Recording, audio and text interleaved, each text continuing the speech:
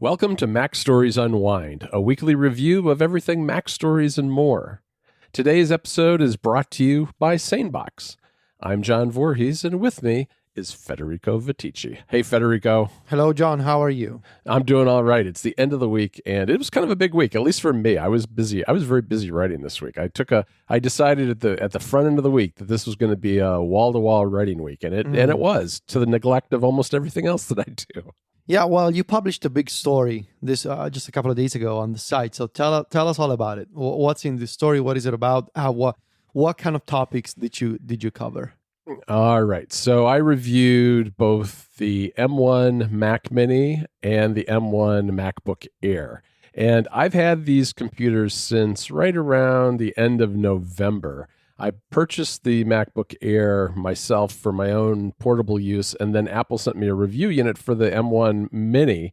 And I basically decided that since the initial reviews had all come out and they had a lot of benchmarks and a lot of stats and all that stuff, that I would take a different approach and just use these Macs as my exclusive work machines for a couple of months and then kind of report back on what the experience was like.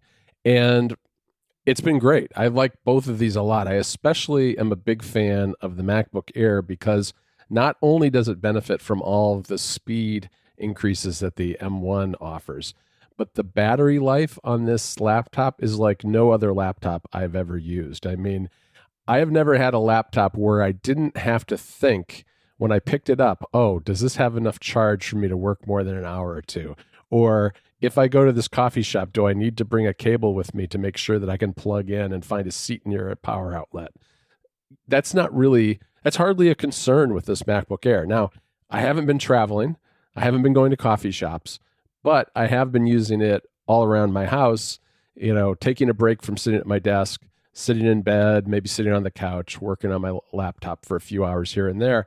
And I really treat it now a lot like I treat the iPad Pro in terms of battery life, where I don't really, yes, once in a while I will find that the battery is very low because I've neglected to charge it for a couple of days. But for the most part, I don't have to worry about that anymore. I just pick it up, open it up, it starts up really fast, and I'm off and running and doing my work. And the other aspect of all of this that I've really enjoyed is that not only are certain tasks very fast, like doing the ML super resolution transformation of an image in Pixelmator Pro, but even just day-to-day stuff is just so much faster. Apps open more quickly, things animate more smoothly, the logic timeline moves a lot more smoothly, zooming in and out.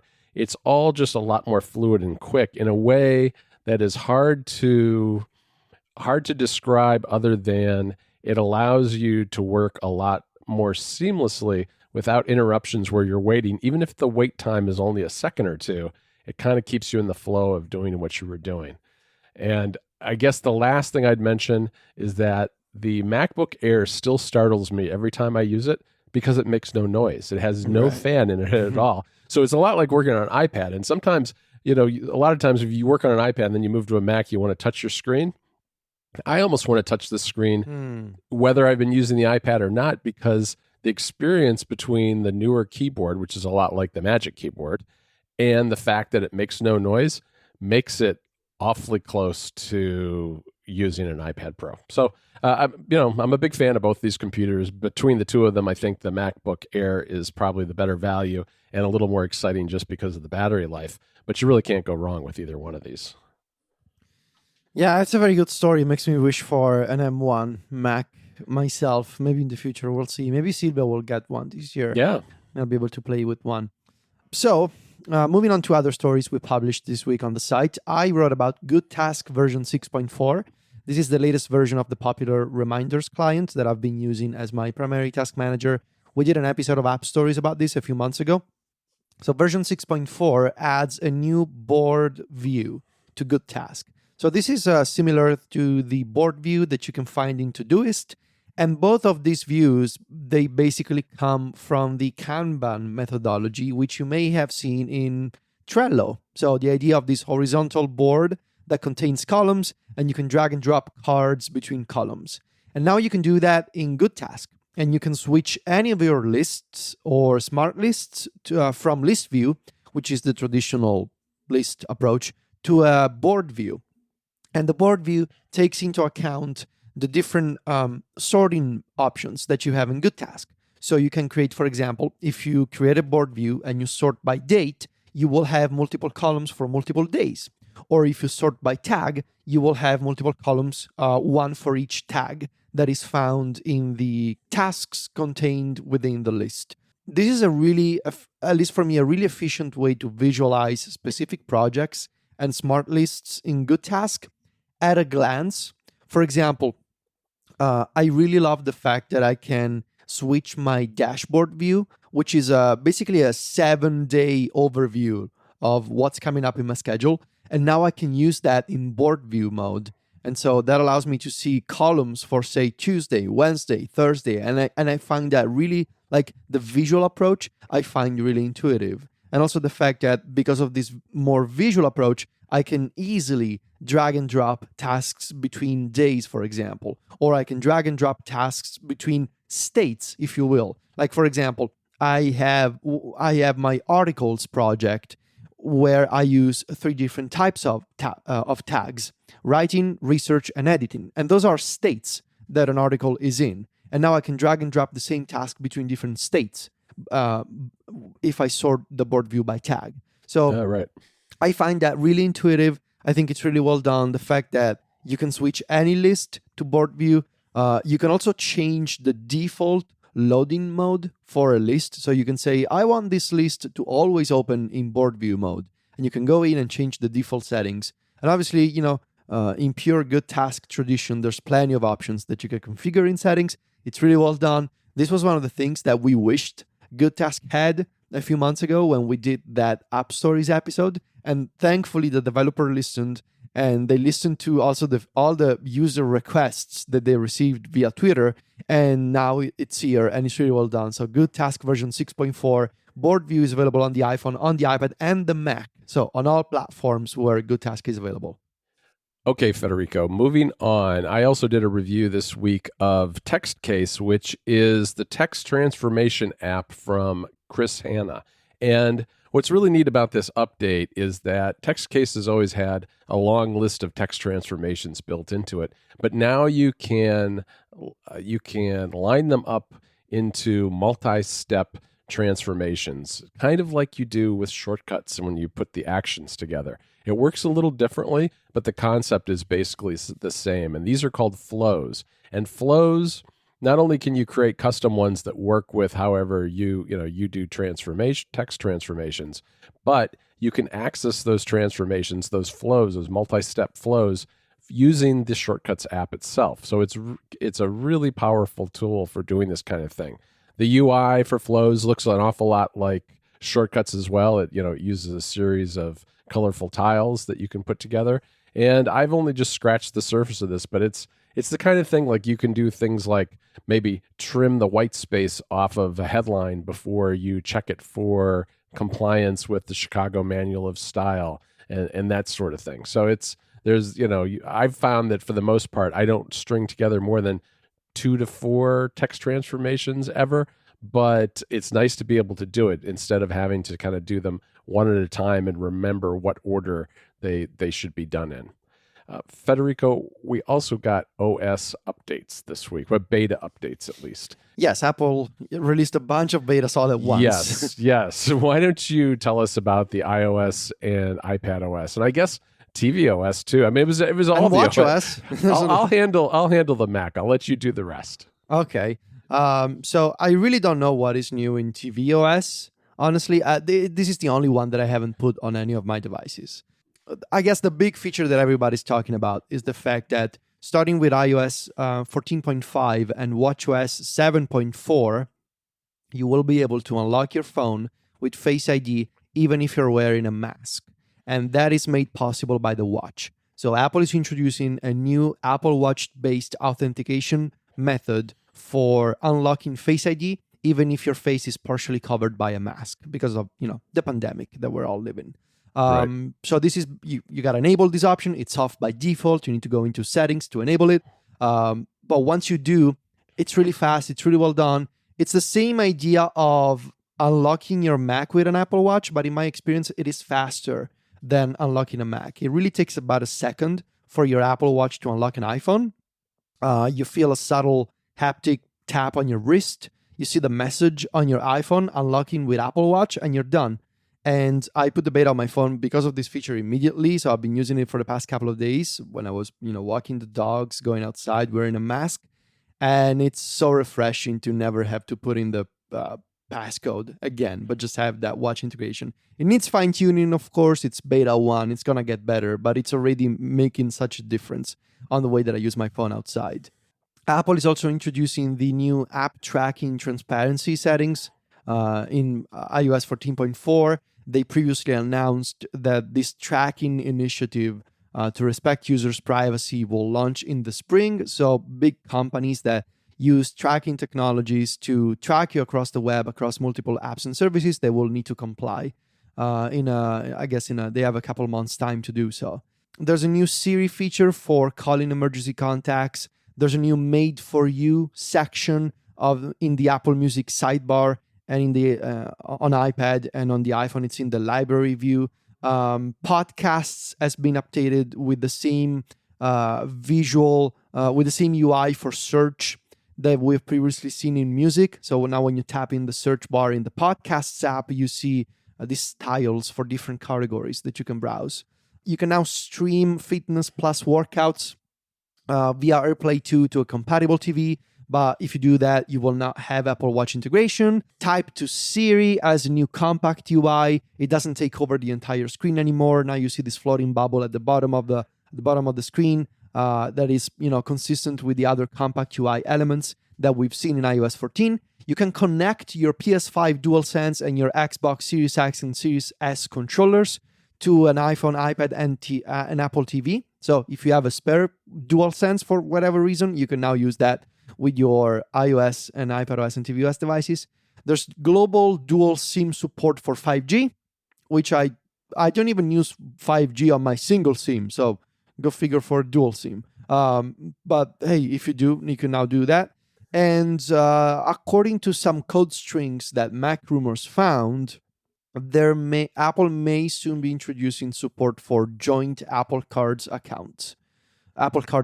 So if I don't have an Apple Card, probably never will, considering how slow Apple is in rolling out these features internationally. But hey, joint accounts, that'll be good for families and households that want to share an Apple Card. On Mac OS, we got a lot of the same sorts of things. We got, for instance, the Made for You playlist in the sidebar of music. We also got a emphasis on magazines in News Plus, which really what it does is it gives you the entire UI is taken over by thumbnails of the magazines that you follow, instead of having as many suggestions of other things you might want to look at. But what really I think has driven this update and what is most interesting is what's happening with Safari, because one of the things that I wished for when I did the Big Sur review in the fall was to be able to rearrange the sections of the start page, because the new customizable or the new start page on Safari is somewhat customizable in that you can change the background and you can pick what items are displayed there. There are things like the reading list and favorites and iCloud tabs, that sort of thing. But one of the ones that is at the bottom of that list was the iCloud tabs. And I actually use that a fair amount as I move from one device to another. And I really wanted to be able to move that up the list. Well, with this update, you will be able to do that, which I'm really happy about that, to be able to reorder the way that stuff works. Another aspect of Safari that is changing is that there's a new third-party developer extension point, which will let developers make their own extensions for the Safari start page. I suppose it's a little bit like a Safari plugin, but it's very specific to the start page. And I think it'll be interesting to see, what can be done with that going forward. I think iOS got in reminders, it got the ability to sort by a bunch of different criteria. On the Mac, it gained printing, because I guess reminders didn't have the ability to print lists before. And I never really realized that, because I don't print very much anymore these days, but that's there. And then another thing unique to the Mac is that the keyboard interactions for touch controls have been moved into a new custom preference pane that shows up automatically with any iOS and iPadOS apps that you have running on a Mac. And I don't know I guess you don't have an M1 Mac at home yet, Federico, but I'll tell you, I don't use iOS and iPadOS apps very much on my M1 Macs, though I did discover that the app Channels is an excellent example of one that people might want to use, because the iPad app is really well designed, and because you're really just watching video in it anyway, it works really well on a Mac. So that one's worth checking out, and maybe podcast apps like Overcast and Castro, because you might want to listen to shows while you're sitting at your desk. But beyond that, I haven't found a lot of uses myself for iPhone and iPad apps on the Mac. All right, Federico, I'm going to round out this recap with a mea culpa, which is we forgot to mention Alex's Carrot Weather 5 review last week. Carrot Weather is great. You guys had a long discussion about it on Connected this past week, so I would encourage people to listen to that to get more details about the update. But suffice it to say that developer Brian Mueller has really hit it out of the park with this. I love this update. It's highly customizable. I've spent a lot of time fiddling around with getting the statistics and the look that I want for what's important to me. And I've been enjoying it since it was released. It was in beta for a very long time. And I spent a lot of time hiding widgets for a while when we were taking screenshots because I didn't want to give away Brian's big surprise. But yeah, it's a great update. Yeah, it's really well done. And I love the modularity of it. The fact that you can design your own interface and swap all these different modules and resize them and change the granularity of them. It's really absolutely well done and well worth the price of the subscription, in my opinion. Also, Federico, last weekend, I linked to a story in Inc. magazine, which was an interview with David Smith, all about Widgetsmith. And it was a really good interview, because I think what it really emphasized was that Lightning struck Dave and his app, but he was ready for it because he had prepared for years through a lot of hard work and a lot of experience, having published something like 59 apps. So it was I thought it was a really good lesson for anybody, not just developers, but anybody working in any kind of profession, that, yes, you got, lightning may not strike you ever, but when it does, preparation and hard work really go a long way to making the most of that sort of luck. So it was a good story, and we all know what happened with Widgetsmith, but there's some interesting anecdotes in here that I hadn't heard before, and I thought that the message was really good. All right, Federico, on the club this week, we had a couple of interesting articles. I did an update on what I've been doing with over-the-air TV, because what have you been up to? Well, I dive down this rabbit hole every so often, and I find it really interesting. I've always been frustrated with my over-the-air setup, and the reason I have that is because we don't have cable TV anymore, so over-the-air does help fill some of the gaps that aren't available on streaming in terms of things like local news or some live events and that sort of thing. So I like to have that available, but getting over the air, it's never felt like the kind of thing where it was worth the hassle or the money to put an antenna on top of my house. So instead, I've been trying at least, a series of smaller indoor antennas that I put up in a window in the corner of the house. And it's never worked super well. So I finally, over the holidays, I found another antenna after a lot of research that sounded like it actually might work better. And sure enough, it did.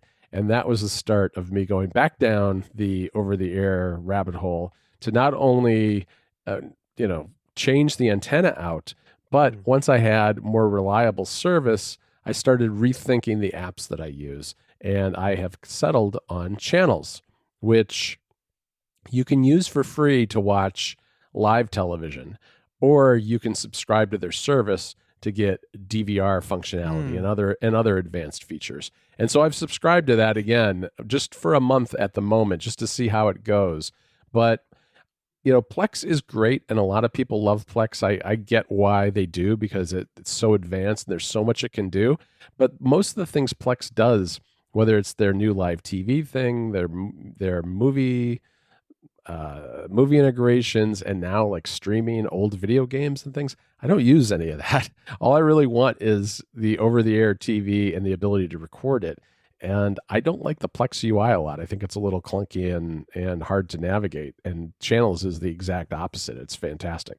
So I have all the details about that, what I'm doing, and I've got some ideas for future stories there.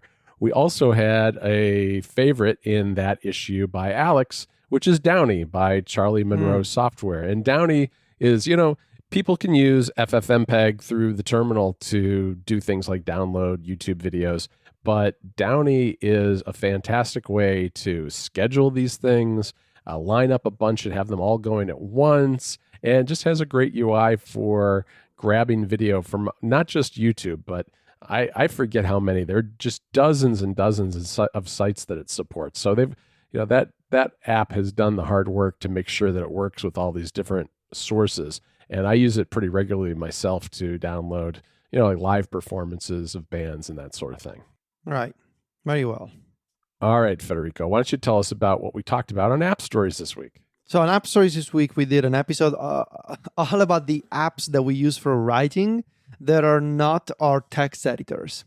So all the different apps that we use for note-taking, for research, for planning stories, for editing them, for fixing errors, some shortcuts that we use to process our articles, to deal with things like images, for example. So a look at the world of apps and utilities that gravitate around our text editors. I personally use IA Writer. I believe you do as well, John, or you use Ulysses. I never remember. IA Writer these days. Yeah. So all these different apps, like, for example, we mentioned Drafts and Craft, of course, for taking notes and research. MindNode, which is, for me, when I do the iOS and iPadOS review, such an important tool in my workflow because of the mind maps and visualizing a big story, such as the iOS review. Dictionary apps, some new apps that we're keeping an eye on. So definitely a fun episode to take one particular task and talk about the apps surrounding that task, but not the main one, not the text editor, but everything else. Yeah, that was a lot of fun to do because we have talked an awful lot about text editors, but there is a lot more that goes into the process, especially with bigger projects. All right, Federico, I want to thank our sponsor for this episode and for sponsoring all of MacStories this week, and that is SaneBox. SaneBox is your personal email assistant that automatically organizes your inbox, saving you valuable time.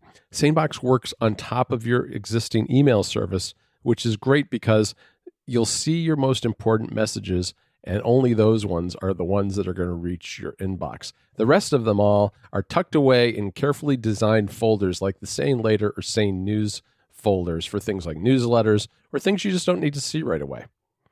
You can snooze emails, and you can set them aside to deal with later too.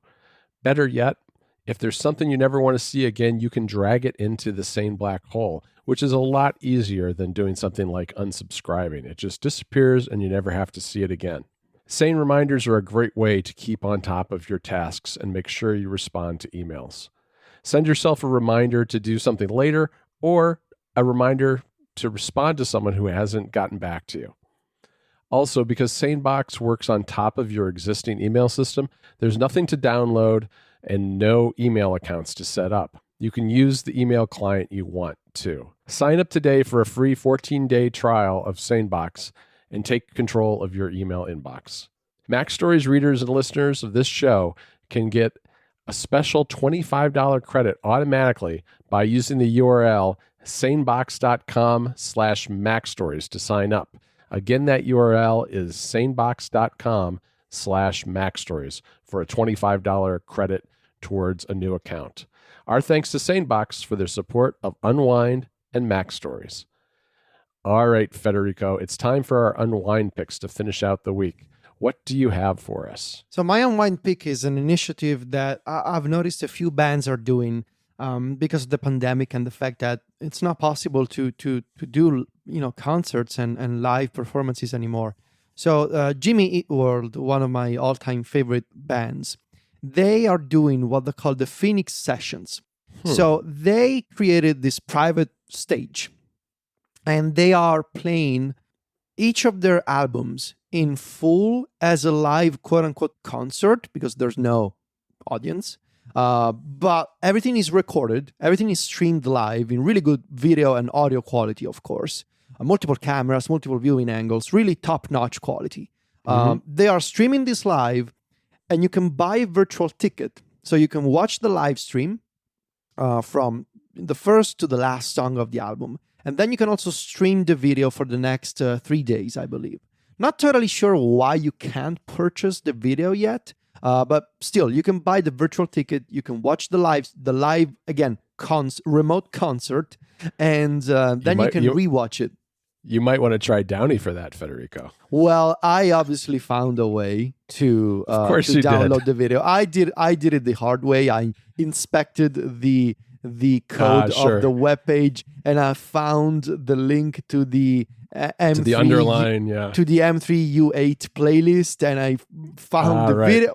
It was a whole thing, but yes, I downloaded the video and I put it in my Plex server, obviously. I got the ticket to the Futures album, which is my all-time favorite Jimmy Eat World album. But yeah, I think this is a really cool initiative. I think it's really awesome that artists are doing this sort of thing, trying to make the best of the pandemic and the fact that concerts are not possible yet and will likely not be possible for a while. So go check this out. They are doing another live stream for their album Clarity, I believe next week maybe. So go check it out. There's going to be a link in the show notes, jimmyeatworldlive.com. You can see all the sessions that they're doing, all the sessions that they're planning, and you can buy a virtual ticket. You can stream it live. And if you're like me, be creative and find a way to download the video later within 3 days. Very good. Very good. All right. So I have a pick that I didn't think was going to be a pick when I first watched it, and that is WandaVision. I watched the first episode of this Disney Plus show and didn't like it at all, because the first episode was this very bizarre take on a classic 50s sitcom with a laugh track with, the Scarlet Witch and Vision in it, starring in it. And it was weird, but it was also, I think that the show the reason I'm recommending it is because the show has gotten a lot better, thank goodness. I mean, the first episode, didn't like it at all. Second episode, started to warm up to a little bit. By the third episode, I had been grabbed. And the reason I came back was there was just enough of a hint that something else was actually going on besides having this bizarre superhero version of a 50s sitcom to make me wonder what was actually going on in the background. So I came back to it, and once the mystery and the broader story starts revealing itself, I was really hooked. I think that they probably played it a little too subtle in the first episode, because I was ready just to walk after one episode of seeing it. And maybe that's because I hadn't read a lot about this, leading into it, other than knowing that there was a lot of hype and a lot of excitement among Marvel fans for it. I like Marvel movies and I like that sort of thing, but I'm not like a rabid fan of them either. So I was ready to just kind of put this one to the side, chalk it up as a hour wasted, and move on to something else.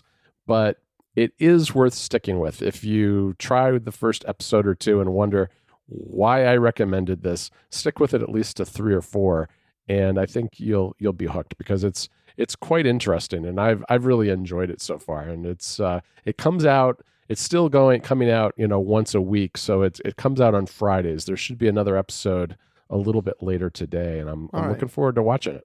All right, Federico, that's it for this week at MacStories. I want to thank our sponsor again, and that is SaneBox. You can find me and Federico at MacStories.net and at Club MacStories.